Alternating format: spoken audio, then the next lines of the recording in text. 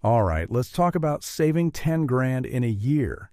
And what if I told you it has almost nothing to do with skipping your morning coffee? Nope, it's actually about outsmarting your own brain. So, today we're going to break down a complete strategic guide to do just that.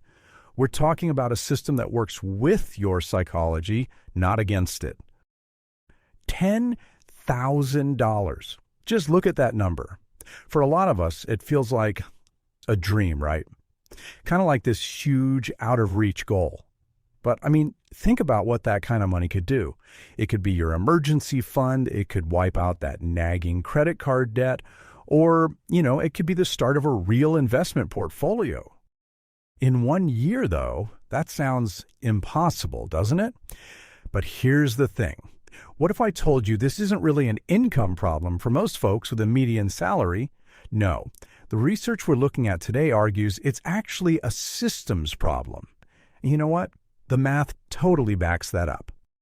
And this is where we hit what's called the savings paradox. Look at this. The goal, 10,000, is absolutely achievable. But the median savings account in America, it's sitting at just over 5 grand. So what is going on here? Why is there this massive gap between what we could be doing and what's actually happening? Okay, let's start by figuring out who the real enemy is. And I'll give you a hint. It's not your paycheck. Turns out there are these 3 kind of invisible psychological forces that are quietly working against you day in and day out. First up is this thing called hyperbolic discounting. It sounds complicated, but it's super simple. It just means our brains are hardwired to want stuff now more than we want bigger, better stuff later. $100 today just feels better than the idea of $10,000 in a year. And it makes sense, right?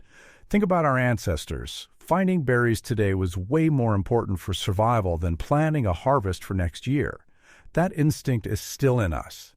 So this isn't some character flaw, it's just how our brains are built. And then there's enemy number 2, invisible spending. Check out this breakdown of subscriptions. It's wild. The average person is spending over $273 a month on this stuff. That's more than $3,000 a year. Just poof, gone. It's like death by 1,000 charges, just bleeding out of your budget in these tiny amounts you probably don't even notice anymore.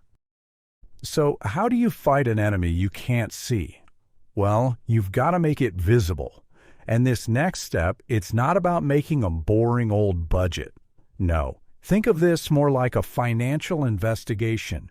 We're going to go full-on detective and find out where your money is actually going. And the goal here is like forensic accuracy.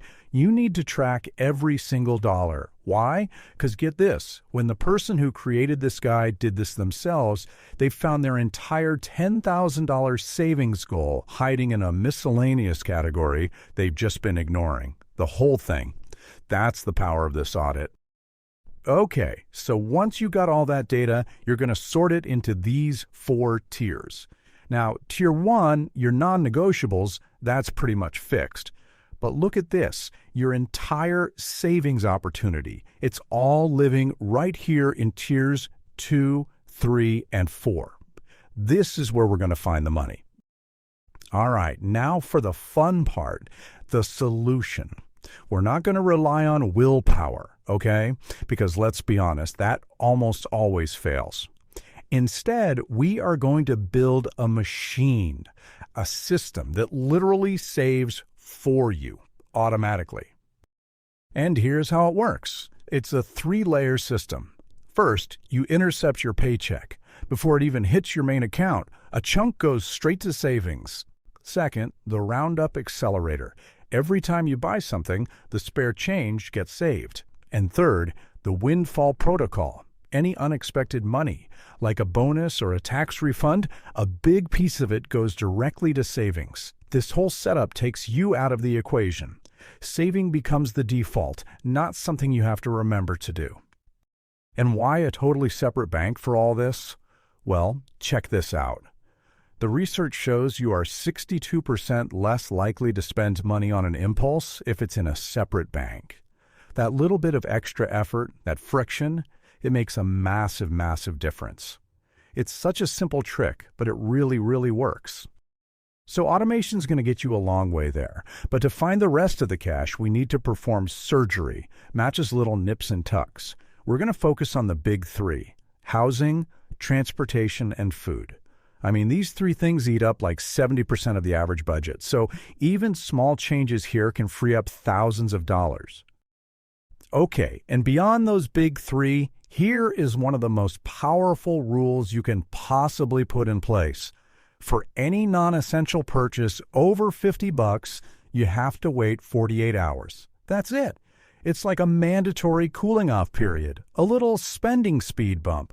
You just wait 2 days, and that initial emotional "I got a habit" feeling usually fades. And get this, it saves the average person almost $2,000 a year from impulse buys they would have regretted anyway. Look, having a great system is awesome, but it's totally useless if you burn out and quit by March. So now, we got to talk about the psychological tools you're going to need to actually see this thing through to the finish line. Because remember, a year, that's a marathon, not a sprint. And here's a crazy stat for you. You are 95% more likely to hit a goal if you have someone holding you accountable. 95%. The message here is crystal clear. Do not go it alone.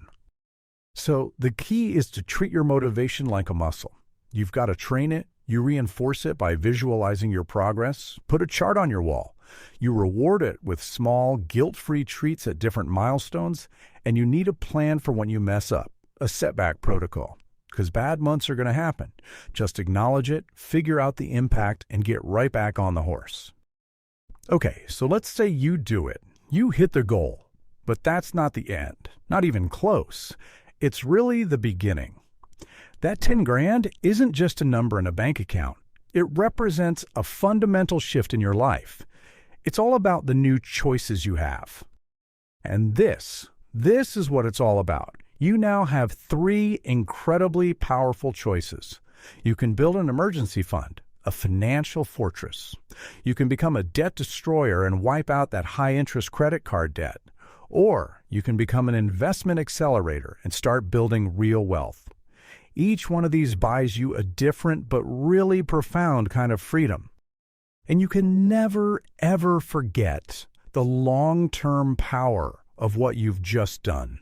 Because of the magic of compounding, right, where your money starts making its own money, that $10,000 could become over $174,000 in 30 years. The real win isn't just the 10 grand you saved this year. It's the decades of growth that are now possible because of it. So, at the end of the day, what you've learned here isn't just a bunch of tips on how to save money. No, you've learned how to design a system for success, a system that outsmarts your own brain's biases and pretty much makes achieving your goals inevitable. So, the blueprint is right here. We know the math works. We understand the psychology. The system is proven. The only question left is the one you have to answer for yourself. Are you going to build it,